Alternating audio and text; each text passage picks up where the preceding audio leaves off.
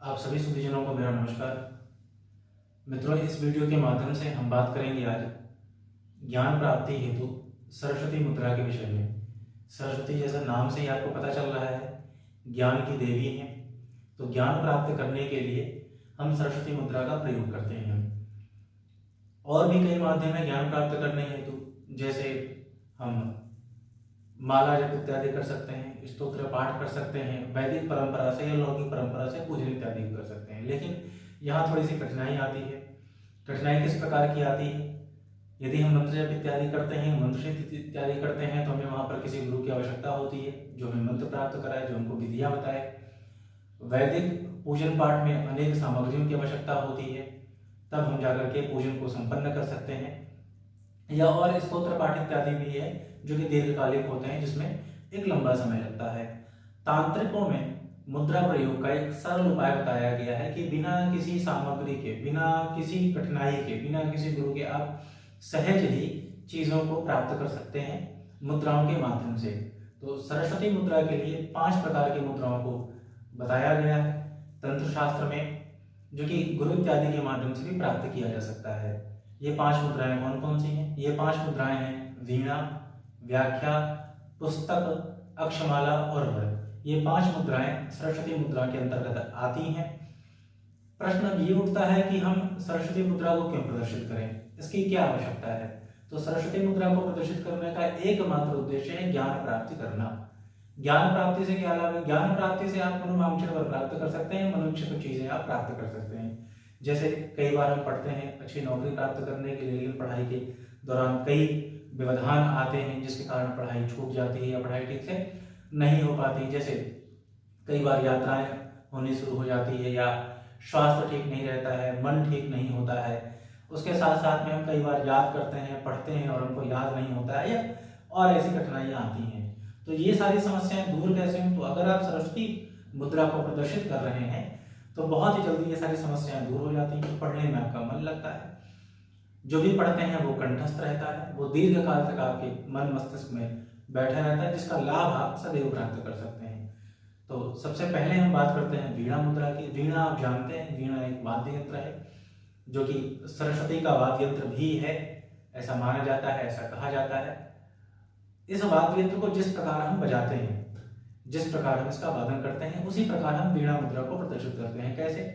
आप वीणा को कुछ इस प्रकार पकड़ते हैं, आपका बायां हाथ ऊपर की तरफ रहता है और दायां हाथ कुछ इस तरफ बजाने के लिए नीचे होता है। तो ये वीणा मुद्रा है। बाएं हाथ को आप ऊपर रखें, सिर के आसपास तक लगभग या कान के आसपास तक आप यहाँ रख सकते हैं, और ये एंगल ऐसा बनना चाहिए बिल्कुल तिरछे, क्योंकि वीणा को हम ऐसे पकड़ते हैं। तो ये हाथ आपका यहाँ रहेगा, ये हाथ यहाँ। इस मुद्रा को जब हम प्रदर्शित करते हैं तो इसको हम कहते हैं वीणा मुद्रा। दूसरी जो मुद्रा है जिसको हम कहते हैं व्याख्या मुद्रा। व्याख्या मुद्रा में हाथों को वर देने की तरह ऐसे आप रखते हैं और अपने तर्जनी से अंगूठे को मिलाते हैं कुछ इस प्रकार, है ना। इस मुद्रा को हम कहते हैं, ये सामने की तरफ आप दिखाएं, इस मुद्रा को हम कहते हैं व्याख्या मुद्रा। तो पहली मुद्रा है वीणा मुद्रा, दूसरी मुद्रा व्याख्या मुद्रा, तीसरी जो हमारी मुद्रा है वो पुस्तक मुद्रा है। आप जानते हैं पुस्तक, ग्रंथ इत्यादि जिसको पकड़ने की जैसी परंपरा रही है, इसी को हम कहते हैं पुस्तक मुद्रा। पुस्तक यदि आपके हाथ में है तो आप उसको हृदय से स्पर्श करते हुए पकड़ते हैं, तो आपका हाथ कुछ इस प्रकार होता है, यहाँ बीच में आपकी पुस्तक आती है और इसको ऐसे हम रखते हैं हृदय के पास। इस मुद्रा को हम कहते हैं पुस्तक मुद्रा। जो चौथी मुद्रा है हमारी, उसको हम कहते हैं अक्ष मुद्रा। अक्ष मुद्रा में आप अपने उंगलियों को गुंठित कर लें, एक दूसरे से मिला लें अंदर, और मिलाने के बाद ये तर्जनी है, तर्जनी को ऊपर अंगूठे से मिलाएं और दूसरी तर्जनी को भी अंगूठे से मिलाएं। कई स्थानों पर इसको ऐसे प्रदर्शित भी किया जाता है, लेकिन यहाँ इसको ऐसे प्रदर्शित करने की परंपरा है। तो ये आपकी जो मुद्रा है, इस मुद्रा को हम कहते हैं अक्षमाला मुद्रा। तीनों उंगलियां आपकी गुंठित रहेंगी और ये कुछ इस प्रकार, अगर आप ऐसे हाथ ऐसे करें तो यहाँ आपको ऐसे करने की आवश्यकता नहीं, उंगलियों को गुंठित करें और गुंठित करने के बाद अंगूठे को तर्जनी से मिला दें। इस मुद्रा को हम कहते हैं अक्षमाला मुद्रा। पांचवी और आखिरी जो मुद्रा है वो है वर मुद्रा। वर मुद्रा में आप हाथों को ऐसे नीचे कर लें और नीचे करने के बाद इसको ऐसे मिला लें। इस मुद्रा को हम कहते हैं वर मुद्रा। कई स्थानों पर सिर्फ हाथों को ऐसे ही किया जाता है, कई स्थानों पर इसको ऐसे मिला लेते हैं। तो ये वर मुद्रा है। ये वर मुद्रा से ही आप अंगुलियों को मिलाएं नहीं अंगूठे से, सिर्फ आप ऐसे ही करें, हाथ को नीचे की तरफ झुकाएं। इस मुद्रा को हम कहते हैं वर मुद्रा। तो ये 5 मुद्राएं अर्थात वीणा मुद्रा, व्याख्या मुद्रा, पुस्तक मुद्रा, अक्षमाला मुद्रा और वर मुद्रा, ये 5 मुद्राएं सरस्वती की मुद्राएं कही जाती हैं।